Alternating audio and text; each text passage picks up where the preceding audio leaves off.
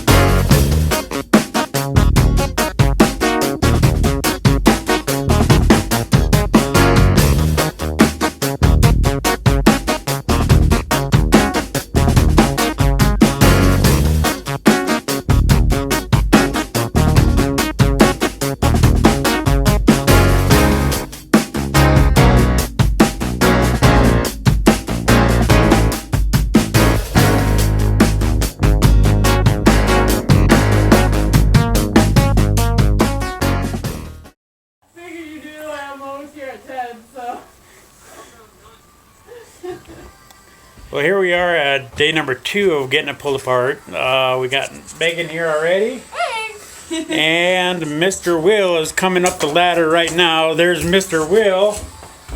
Hi there. So this is what we have so far done, and the plan is today to get the rest of the inside and the outside completely done. Hopefully, if Will feels like doing it. Maybe. Oh, and we'll go from there.